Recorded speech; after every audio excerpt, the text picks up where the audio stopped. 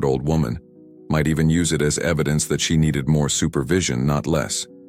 No, she needed someone else.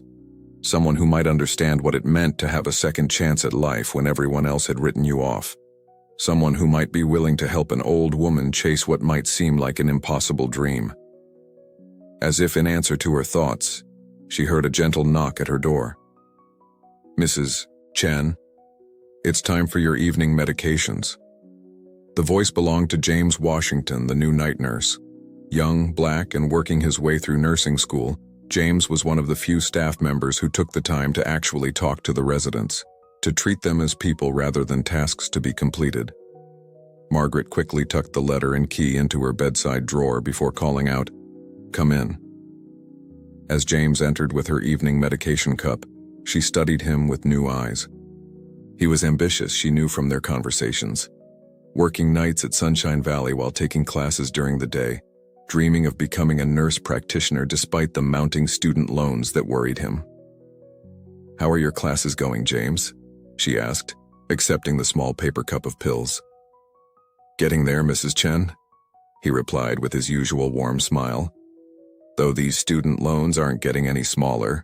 Margaret nodded thoughtfully, swallowing her medications with a sip of water. "James," she said carefully, "if I told you I might have discovered something that could change both our lives, would you be willing to help me investigate it, even if it meant taking some risks?" James paused in the act of recording her medications in the chart, looking at her with curiosity rather than the dismissive concern she had grown used to seeing in others' eyes. "What kind of risks are we talking about, Mrs. Chen?" Margaret glanced at her bedside drawer, then back at James. "The kind that might make history, or get us both dismissed as crazy. Are you interested?" For a long moment, James studied her face, perhaps seeing past the fragile exterior to the sharp mind that still burned bright within. Finally, he nodded slowly. "Tell me more." And so, on a quiet evening in March 2024, in a modest room in Sunshine Valley Care Home, an unlikely partnership was formed. Neither Margaret Chen nor James Washington could have imagined how their lives would change in the coming weeks, or the powerful forces they would soon encounter.